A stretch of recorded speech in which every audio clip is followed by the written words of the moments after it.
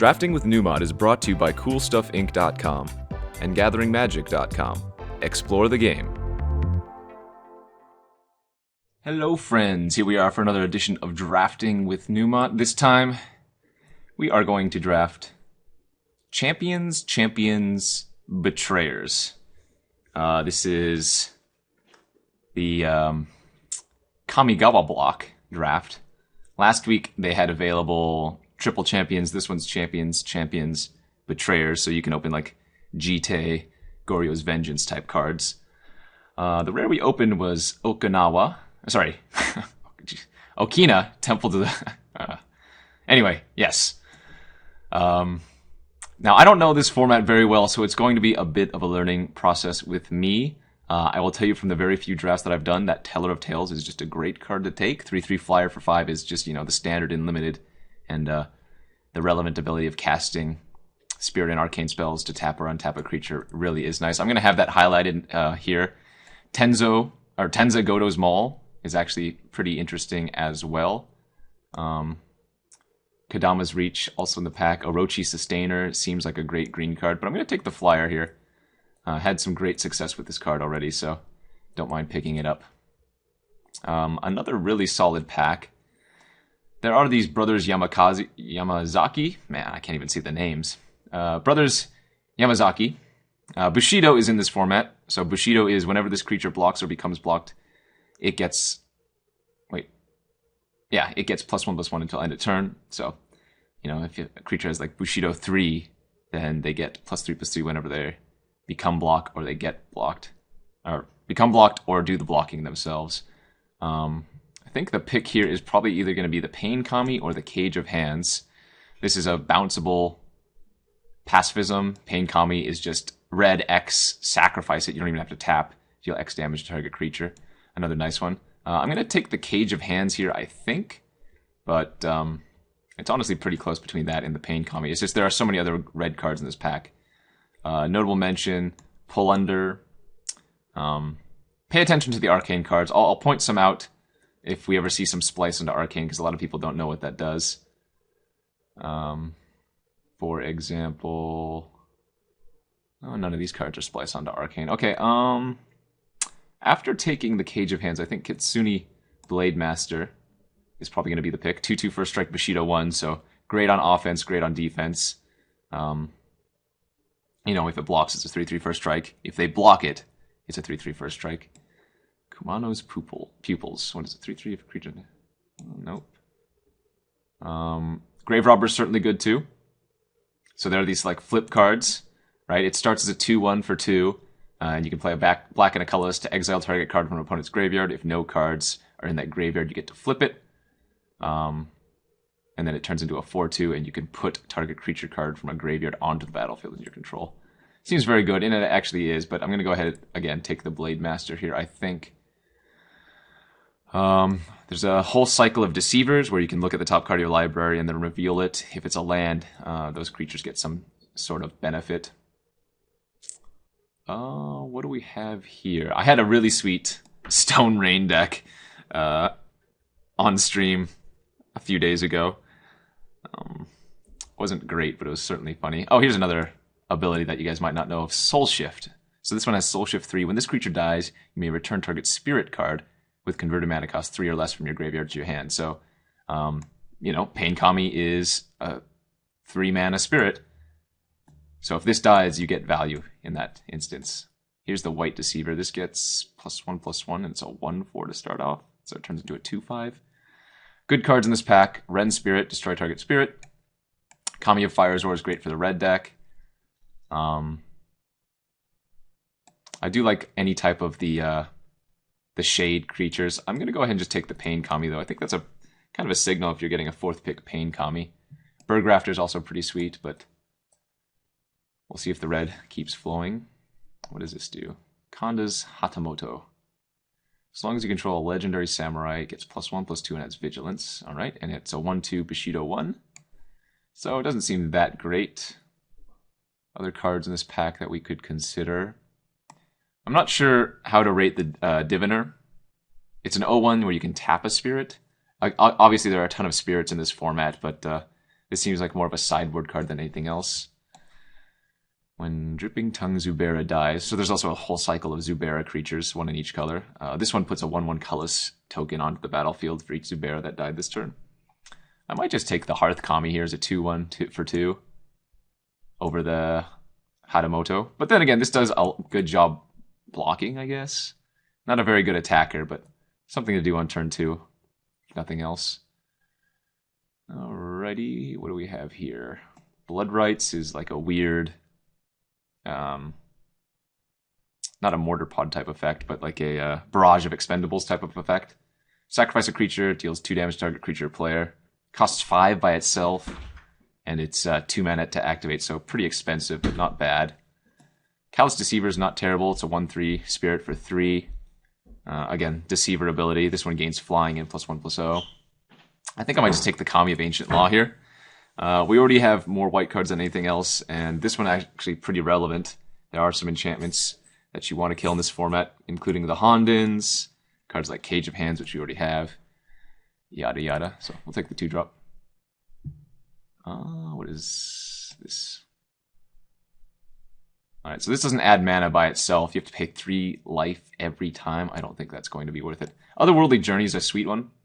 Exile target creature at the beginning of the next end step. Return that creature to the battlefield under its owner's control with a 1/1 counter. So this can save your dude from a removal spell while adding a counter to it, or you can like blink an opponent's creature should it be attacking you for lethal, or maybe they use a combat trick on it to try to kill one of your guys. I think here, but we're gonna take the Soratami Mirror-Guard. 3/1 flyer for 4. Return a land you control to its owner's hand. Target creature with power 2 or less can't be blocked this turn. I'm taking this because it's a 3 power flyer for 4. And there's nothing like in red I'd want to take here. Again, the Otherworldly Journey maybe, but that's a really late Mothrider Samurai. 8th pick, 2/2 flying, Bushido 1. It's a great pickup. Yeah, there's actually just nothing else in this pack. This card is quite solid. Happy to take that. We might be on the blue-white flyer plan. I'll move this Pain Kami over to the side for now. Alright, the Maul Wield. It's not terrible. We don't have any legendary creatures yet, but the fact that it equips for 1 is what makes it nice, right? An equipment for 1 where your creature gets +1/+1, not bad. Obviously, on-color fixing is fine. This one has Soul Shift 4, which isn't terrible. I do have some number of... Oh, wait, no. It's just the Kami, I guess, so... I'm going to try taking the Godo's Maul here, and if we pick up any legendary creatures, this will just get more value. Search your library for an arcade card, reveal that. Nope, probably not. Probably not. We'll take the Reach Through Mists. I guess I could also take the Brutal Deceiver. I'm not locked into blue, and now we have 2 red cards and 2 blue cards. So depending on what's more open. Okay, some chaff here. Well, Harsh Deceiver Wield. Probably going to end up playing that. Maybe. I don't know. It seems fine. It's got a big butt. Lots of toughness. Oh, so here's a Splice onto Arcane card. So if you cast an Arcane card, there are some cards that have Splice onto Arcane, which means you can pay, like in this example, a blue and a colorless to add this effect to that card, while still keeping that card in your hand. So just something to... I'll point it out a little bit better if we see another one, since you guys didn't get a good chance to look at that, but... It's Splice onto Arcane, though, so you cannot, like, it doesn't interact with spirits. You need a Arcane card, so like this right here. So Devouring Rage, you cast it, it's an Arcane spell. You can splice on any of the cards that say Splice onto Arcane, and this card is effectively going to gain that ability of that card, but you don't lose the card. It won't go to your graveyard. This card will, the Devouring Rage would, but the card that you're splicing onto is retained in your hand. So, for example, the Lifted by Clouds, like the previous example, like it says on the card, as you cast an arcane spell, you may reveal this card from your hand and pay its splice cost. If you do, add this card's effect to that spell. So it's just bonus value should you get some nice synergies. And there are some really, really good splice into arcane cards. All right, not a bad pack for us. Kabuto Moth is very, very good. 1/2 flyer for 3. Target creature gets +1/+2 until end of turn just by tapping this. This makes combat hell for your opponent, and is often regarded one of the best, if not the best, white common. There's Mystic Restraints here as well, which is a tap-down effect. Hideous Laughter is just very good. Instant, all creatures get -2/-2, and it's arcane, and you can splice it. Kind of nice. The rare here is cool, but it's not what I'm going to take. I think the Kabuto Moth is just an easy pickup. Ooh, we got an Eiganjo Castle. Add white to your mana pool, tap, and with a white, prevent the next 2 damage that would be dealt to target legendary creature this turn. So we don't have any legendary creatures, but just something to think of. Some more nice red cards. There's another Brothers Yamazaki here. Had I taken that other one, we would have had both. Would have been kind of sweet. Again, I'm still not locked into blue by any means. We have 2 playable red cards, 2 playable blue cards. Like, Aki Coalflinger is quite nice. 2/2 first strike, attacking creatures gain first strike into end of turn. Makes combat, again, worse for your opponent. There's a 2/1 flyer for 3 where you can give a creature Shroud, which is nice. Some other fine cards here. I think I'm going to go with the flyer for now. Just because it's easier on the mana costs, and blue-white flyers is always a thing. Wow! Could have had like 3 Brothers Yamazaki. Would have been kind of funny. I think that ship is now passed, and we're happy to take this Soratami Savant, though. But man, the Godo's Maul would have been great with all the Brothers Yamazaki that I've passed. It's a little bit unfortunate. This one's great, though. 2/2 flyer for 4. Pay 3, return a land you control to its owner's hand, counter target spell unless its controller pays 3. So if you're ahead at all, this just kind of takes over the game and ends it. Let's see. Wow, this pack is pretty decent for lots of different colors. Orochi Eggwatcher. 3 mana 1/1 that can poop out 1/1 snakes. And then if you control 10 or more creatures, you get to flip it. Okay, that's kind of hard to get. This is Student of Elements. It's a 2 mana 1/1. When it gains flying, flip it, and then it turns into a 3/3. Creatures you control have flying. So if you're able to give this flying, it's just insane. I didn't take any of those give your creatures flying cards, but this card is definitely a silly one. I think the best card in this pack is the Frost Wielder. All pingers have always just been very good and limited, but we'll happily take the Kami of Ancient Law here. Probably wield the Student of Elements, honestly. Alright, what does this next pack hold for us? Samurai of the Pale Curtain. 2 white for a 2/2 Bushido 1. If a permanent would be put into a graveyard, exile it instead. It's definitely not bad, nice and aggressive. There's also another Kitsune Blademaster, like we had mentioned before, 2/2 first strike Bushido 1. This is easier to cast, and probably a little bit better because of the first strike. Even though I do want the low drops, I think I'd rather take the Blademaster here. Alright, another Samurai. Mothrider Samurai seems good. Callous Deceiver in the pack. Gut Wrencher Oni. 5 mana, 5/4 trample. At the beginning of your upkeep, discard a card if you don't control an ogre. So this card's very powerful, obviously. And if you don't have a card in your hand, you don't have to sacrifice it, so it's just kind of all upside there. That's not true. It's not all upside. It's just, if you don't have any cards in hand, you don't have to sacrifice it. Oh wow, that's a pretty late Samurai Enforcers. 4/4 for 6 with Bushido 2. This card is just very, very hard to deal with. I'm going to happily take that. Blessed's Breath is also a fine one. Target creature you control gains protection from the color of your choice. In fact, you know what? I already have... My deck is almost entirely creatures except for the Maul and the Cage of Hands. This is definitely the better card than Blessed Breath, but because I already have so many creatures, I think I'm going to take the protection spell here. Alright, take a Thought Bind. Wow, Kuro Pitlord. This card is unbeatable. The problem being it casts 9 mana. Costs 9 mana, so... You still need to have a decent number of... or a decent amount of life while you cast this, but this quickly takes over the game. Yep. Take the Thought Bind for some more interaction. I guess in theory, no, because even if I get that 1/1, that if it gains flying, you get to flip it. It's not worth it to play the Lifted by Clouds. We'll take the Reach Through Mists just in case.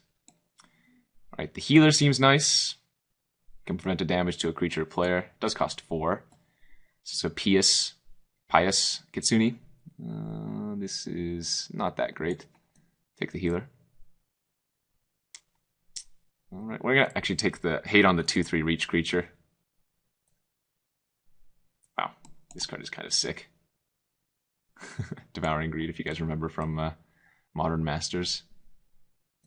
Alright, take another Thought Bind for the sideboard. Oh, actually, that's not a bad wheel. We can main deck that for sure. Alright, and now the last pack is the one that is Betrayers. So the game plan is to open Jite, Umezawa's Jite, the most broken limited card ever printed. Hopefully. Hopefully we can do some work. I think our deck turned out pretty good so far for the first 2 packs, though. Lots of nice creatures. Like I might cut the Harsh Deceiver. Some good tricks. But yeah, like if my creatures don't have Bushido, then they look like they have flying, or they're just cheap in general. So I think we're sitting in a good position. Okay, and the rare we opened is a Manichi the Fever Dream. 3 mana, 1/2 legendary. Switch each creature's power and toughness. It's kind of weird. Eradicate's just a great removal spell. 5 mana, 4/4, double Soul Shift. This card is one of the best green uncommons.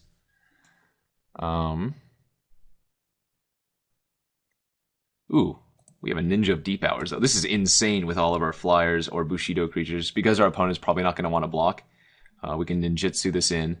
If you guys don't know what ninjutsu is, it is return an unblocked attacker you control to hand, put this card onto the battlefield from your hand tapped and attacking. So, you know, you go to attacks, they don't declare blocks on one of your creatures, you ninjutsu this in, get to hit him for 2 and draw a card. Pretty nice.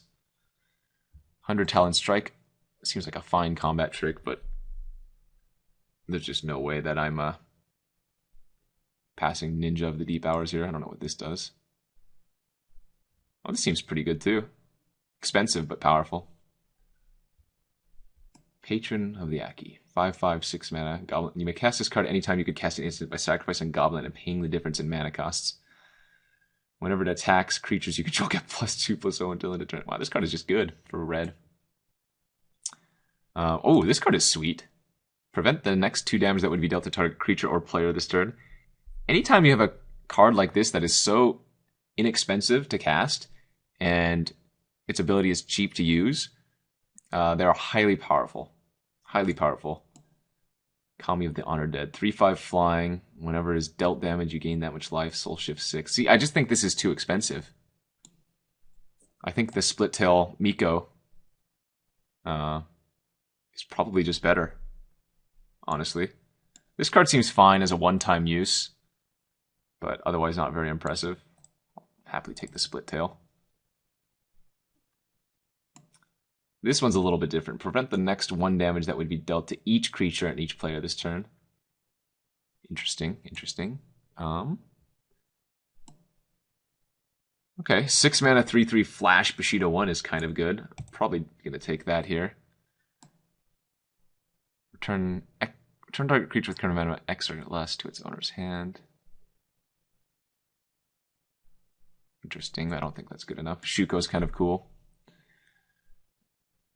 The equip being 0 is what makes it nice. Yeah. 3/3 flash, Bushido 1. Prevent all damage that would be dealt to and dealt by enchanted creature. This is good in our deck because we have so many evasive dudes. You can just put this on one of their huge ground creatures, then get in the air. But I think we want to take another Split-Tail Miko here. What does this do? There are 2 more. Remove key counter. That card is very good for green. Wow. Interesting. Again, I'm pretty new to this format, so you'll have to accept my apologies if you think I'm doing anything completely wrong, which I definitely could be. Let's see. The next 1 damage that we've dealt to enchanted creature this turn is dealt to target creature player instead. I don't think that's what I want to take. I think we're just going to take another Split-Tail. We have 3 of them now. That's kind of funny. Ooh, Kentaro the Smiling Cat. 2/1 Bushido 1 for 2 mana. That's already great by itself. You may pay X rather than pay the mana cost for Samurai's spells you cast, where X is that spell's converted mana cost. Okay, so for like... So I can just pay without paying color, I guess. Moonlit Strider's great. Another Silverstorm Samurai. Yeah, Kentaro seems awesome. Indebted Samurai. Whenever a samurai you control dies, you may put a 1/1 counter on Indebted Samurai. 4 mana, 2/3 Bushido 1. Yeah, that's also very good. Oh, wow! Actually. This has to be better. Waxmane Baku is one of the best. How many spirits do I have? 1, 2... Probably cutting this. 3...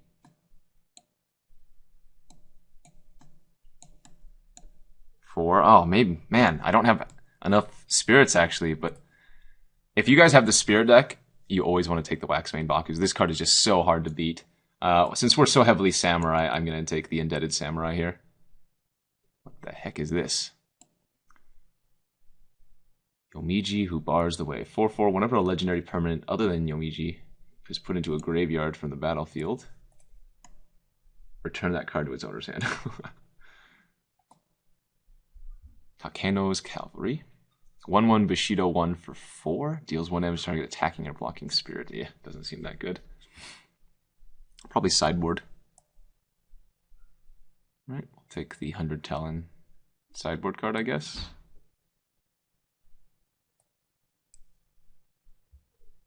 Phantom Wings on some of my creatures is pretty... Phantom Wings on like Ninja of the Deep Hours is game over. Well, looks like our colors are definitely open. Probably don't need the Defiance. We're pretty heavily white right now, honestly. In fact, I could almost go mono white. Maybe just like the double blue cards I don't need to play. Might run that too. And then I can cut some of these other ones too. We'll see. I might be able to play a mono white deck here, which would be awesome. Mono white Samurais.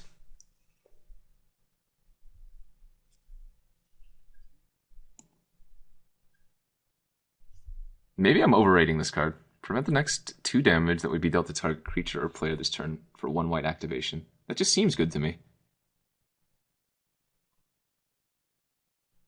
Again, I could be completely wrong, but... Whenever you cast a Spirit or Arcane spell, gains flying. It's a 2/5? Maybe. I don't really... Again, we don't have much Spirit or Arcane in this deck. It's mostly Samurai. We do have some number of spirits, but not that many. Okay, so blue cards that are worth playing are here. 2/1 flyer. What would I be putting in? 1/2 Bushido 1 is not that great. For the next one, damage will get to each creature in each player. See, I don't know how to rate this one. Because it goes both ways. This seems like it's a little bit too weak. This doesn't seem... If this was a 2/2 for 4, yeah, I'd probably take it. I'm probably better off running the blue cards here. And just going like 10/7. As far as mana is concerned. I might just get in the Hatamoto now. Granted, I have a ton of creatures. Yeah, we're already at 19 creatures in this list. Probably need some combat. Maybe the Hundred-Talon Strike is a little bit better.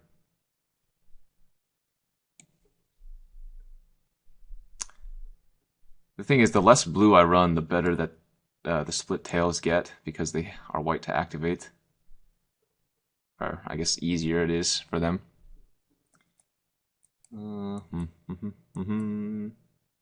Yeah, I think I have to run the blue, though. I just gain so much power. I gain 4 flyers and a ninja of the deep hours. I think that's too good to pass up. And then just go 10-7.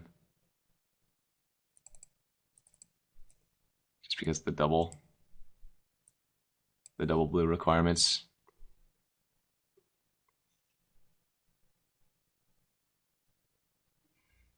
Man, is it possible it is better without the blue, though?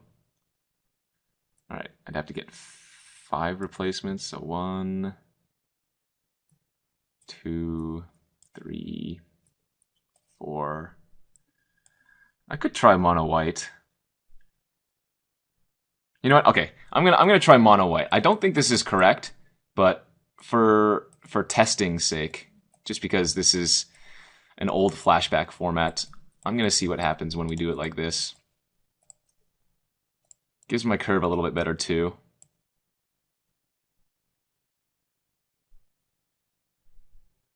This is probably the worst card in my deck. Maybe Heart of Light's not the best.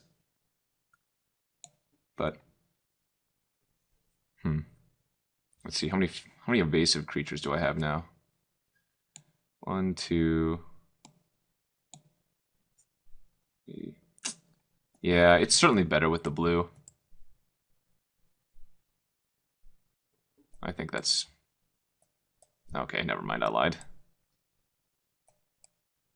I'm going to be running the blue here. It's just too good. Got these other cards.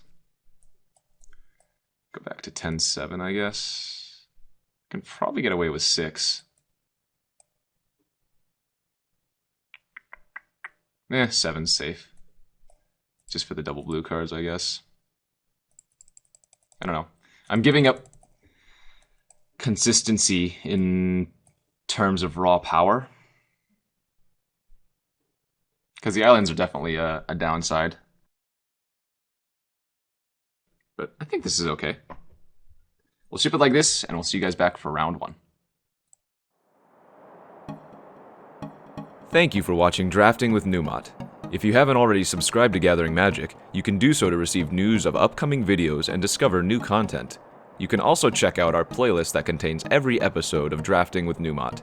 And don't forget, you can easily watch the next video by clicking on the annotation on screen or a direct link in the video's description box. And as always, thanks for watching.